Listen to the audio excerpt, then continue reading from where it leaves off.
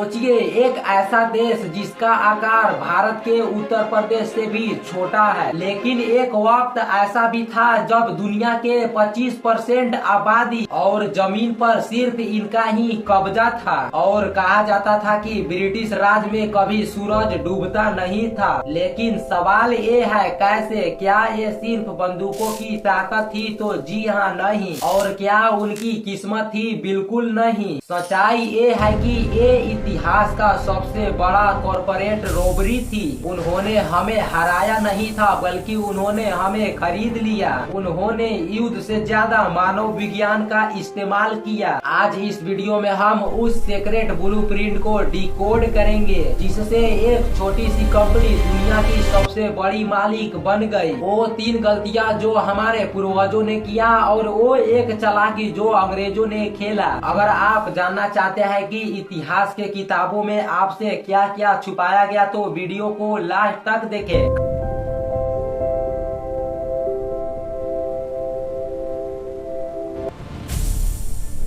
Canada से लेकर भारत तक और ऑस्ट्रेलिया से लेकर अफ्रीका तक हर जगह एक ही झंडा था, यूनियन जैक। सच्चाई की शुरुआत होती है ब्रिटेन के बनावट से। ब्रिटेन एक आइसलैंड नेशनल है, यानी चारों तरफ समुद्र से घिरा हुआ है और बाकी यूरोपीय देश फ्रांस, जर्मनी या फिर स्पेन हमेशा अपनी जमीनी सरहदों को बचाने के लिए वो आपस में लड़ते रहते थे। उन्हें बड़ी बड़ी फौजें रखनी पड़ती थी, लेकिन ब्रिटेन के पास एक नेचुरल दीवार थी, समुद्र। क्योंकि उन्हें जमीन पर आक्रमण का बहुत ही ज्यादा डर था, उन्होंने अपना सारा दिमाग और सारा पैसा नेवी बनाने में लगा दिया। 16वीं और 17वीं सदी में ब्रिटेन ने समझ लिया था कि अगर दुनिया पर राज करनी है तो जमीन पर नहीं बल्कि समुद्र पर कब्जा करना पड़ेगा। उनकी जहाज बनाने की तकनीक दुनिया में सबसे आगे निकल गई। उनकी जहाजें ज्यादा तेज थी और उनकी तोपें ज्यादा दूरी तक मार सकते थे। तो पहला कारण था समुद्र पर बादशाह। लेकिन दोस्तों, जहाजों से सिर्फ दुनिया को नहीं जीती जा सकती, इसके लिए पैसा और चाहिए दिमाग। और यही आती है इस कहानी का सबसे बड़ा सच्चाई। ब्रिटेन ने अपनी सरकार के दम पर दुनिया को गुलाम नहीं बनाया था, उन्होंने एक प्राइवेट कंपनी के जरिए किया था, द ईस्ट इंडिया कंपनी। जैसे आज गूगल और एप्पल के पास खुद की आर्मी हो, अपने टैंक हो और वो किसी देश पे हमला कर दे। सुनने में आपको अजीब लग रही है ना, लेकिन ईस्ट इंडिया कंपनी बिल्कुल ही वैसे ही थी। ब्रिटेन ने एक अनोखा सिस्टम बनाई जिसे कहते हैं ज्वाइंट स्टॉक कंपनी। पहले राजा महाराजा अपने पैसों से ही युद्ध लड़ते थे, अगर पैसा खत्म हो जाए तो युद्ध भी खत्म हो जाती थी। लेकिन ब्रिटेन में आम लोग और व्यापारी और अमीर लोग मिलकर एक कंपनी में पैसा लगाते थे। इससे उनके पास कभी न खत्म होने वाला अनलिमिटेड फंडिंग आ गई। भारत में जब ब्रिटेन के लोग आए तो वो सैनिक बनकर नहीं बल्कि व्यापारी बनकर आए थे।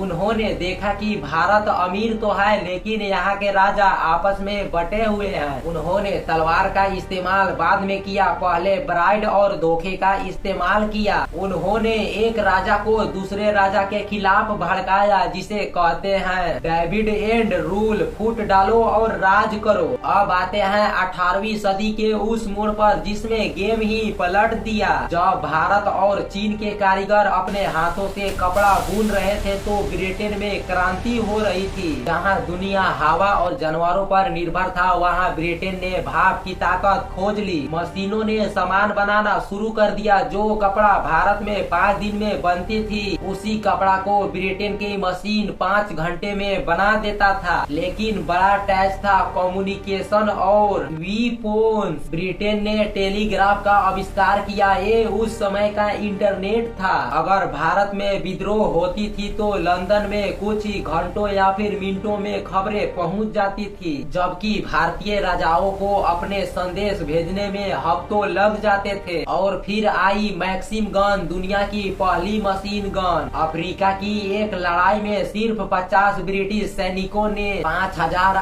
स्थानीय योद्धाओं को हरा दिया। क्यों? क्योंकि उनके पास मशीन गन थी और सामने वाले के पास भाला और सिर्फ पुरानी बंदूक थी। और तीसरी कारण थी टेक्नोलॉजी गैप। दोस्तों, किसी को जंजीरों से गुलाम बनाना आसान है, लेकिन अगर किसी को दिमाग से गुलाम बना दिया तो वो कभी भी आजाद ना हो पाएगा। ब्रिटेन ने यही किया था। उन्होंने हमारा जमीन ही नहीं लिया बल्कि हमारा कॉन्फिडेंस को तोड़ दिया था। उन्होंने एक थ्योरी दी, गोरे आदमी का बोझ। उन्होंने दुनिया को समझाया कि तुम लोग असभ्य हो, तुम्हें जीने का तरीका पता नहीं है, हम तुम लोगों को सुधारने आए हैं। भारत ने लॉर्ड मैकाले ने शिक्षा प्रणाली बदली। मकसद क्या था? ऐसा भारतीय तैयार करना जो रंग और खून से भारतीय हो लेकिन सोच और पसंद से अंग्रेज हो, ताकि उन्हें सस्ते क्लर्क मिल सके जो उनके लिए काम करे। उन्होंने हमारा इतिहास को मिटाया और हमारे भाषा को नीचा दिखाया और हमें यकीन दिलाया कि जो वेस्टर्न है वही बेस्ट है। ये वो मानसिक गुलामी है जिससे हम आज भी पूरी तरह से आजाद नहीं हो पाए हैं। तो दोस्तों, 1945 आते आते 2 विश्व युद्धों ने अंग्रेजों की कमर तोड़ दी। अब उनके पास इतने पैसे और इतने ताकत नहीं बचे थे कि वो इतने बड़े साम्राज्य को संभाल सके। और दूसरी तरफ भारत देश में आजादी की लहर इतनी तेजी से बढ़ गई थी कि उसे रोक पाना नामुमकिन था। आजाद हिंद फौज का दबाव, रॉयल इंडियन नेवी का विद्रोह, गांधी जी का अहिंसक आंदोलनों ने अंग्रेजों को एहसास दिला दिया था कि अब बोरिया बिस्तर समेटने का समय आ गया है। और 15 अगस्त 1947 को वो सूरज उगा जिसका इंतजार सदियों से था। भारत आजाद हुआ।